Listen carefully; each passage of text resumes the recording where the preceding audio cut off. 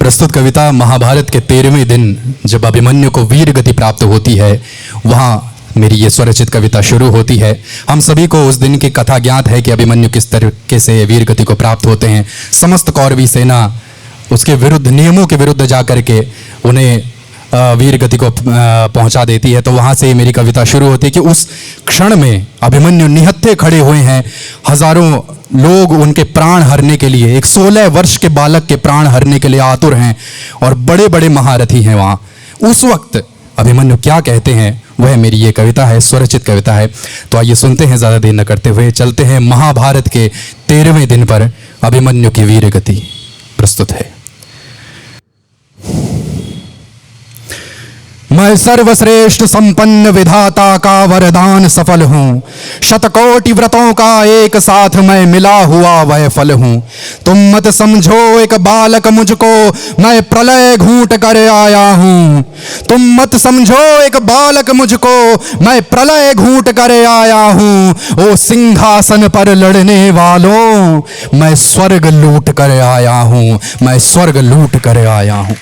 नहीं मुझे है चाह कोई धन धाम धरा ले जाने की, नहीं मुझे है चाह कोई संसार विजय कर पाने की। मैं तो चौखट पर चीख रहा निज सत्य बचाने आया हूँ। भुजदंडों में भर कर आग तुम्हारी मौत नचाने आया हूँ।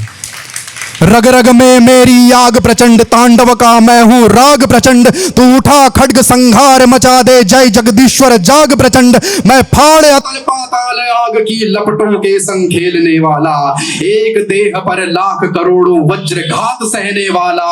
16 वर्ष का बालक हूँ मैं, मुझ पर नाचे महाकाल। रणचंडी का हूँ गर्म खून, मैं भैरव का खप्पर विशाल। पर्वत के प्राण हिला दूं मैं, पानी में आग लगा दूंगा।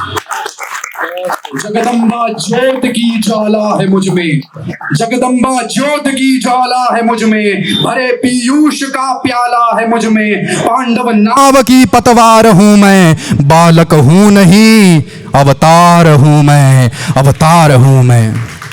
सहस्त्रों सूर्य की है आग मुझ में, भैरवों का है आधा भाग मुझ में। दुष्टों का समग्र संहार हूं मैं, बालक हूं नहीं अवतार हूं मैं, बालक हूं नहीं अवतार हूं मैं। उठाओ खड्ग, उठाओ खड्ग मस्तक पर चलाओ, अरे ओ कौरवों कुछ दम लगाओ। नहीं आराम से ये सर कटेगा, नहीं चट्टान सा सीना फटेगा। क्या तुम्ही सब कौरवी दुर्जय हो, या कि नश्वर वीरता के उपमेय हो। लो चीर दो छाती, देर क्यों करते हो, क्यों निशस्त्र बालक से इतना डरते हो। तुमने ही तो 5 ग्राम को लाशों का जमघट बनाया है, हस्तिनापुर की चौखट को मनुता का मरघट बनाया है। तुमने ही तो है सिखलाया नर को नर का खून पिलाना, शांतशील बहती वायु में महासमर का जहर मिलाना। रोते चिल्लाते बच्चों की चीखों के तुम सब कारण हो, चिता देखकर मौज मनाते सब नीच मलिन प्रतारण हो।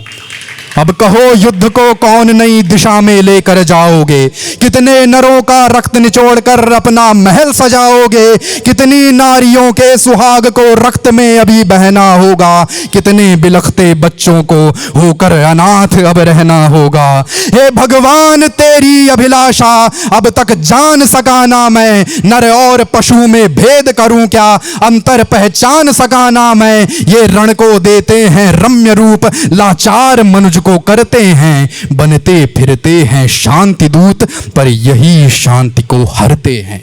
सो इन्हीं मानवता के दुश्मनों को वैतरणी तक ले जाऊंगा। मालिन्य मेदिनी से मृषा का अस्तित्व मिटा कर जाऊंगा। मैं नभ के नाभिक से अपने नक्षत्र लूटना चाहता हूं, मैं अचिर अलौकिक आदित्यों की आग घूंटना चाहता हूं। मैं चाहता हूं कौरवों का कृतांत बनना, चिल्ला रही इस मेदिनी को शांत करना। धरा का ध्वंस बचाना चाहता हूं, दाहक से देह सजाना चाहता चाहता हूं, बनकर मदारी मौत का मैं दुश्मन की मौत नचाना चाहता हूं। धरूंगा दंडधर का रूप धरूंगा, मरूंगा मार कर सबको मरूंगा, तृष्णा के हृदय को फाड़ करके चलूं वरी दल को भू पर गाड़ करके। मत समझो के आज रुकूंगा, 10-20 के सम्मुख झुकूंगा, चलूं चट्टान को भी चीर करके, गरल के कुंड को भी क्षीर करके। अरे ओ काल तू भी आ जरा, मेरा अंतक भी सम्मुख ला जरा, न यूं झुंड में तू छल मुझे, दिखाता हूं एक बालक का बल तुझे। चलूं चाहे रणव का ज्वार फूटे, चलूं चाहे समस्त संसार टूटे, चाहे प्रकट हो प्रलय उसके भी प्राण हरूंगा मैं। आज मौत की छाती पर पांव धरूंगा मैं, छाती पर पांव धरूंगा। धन्यवाद।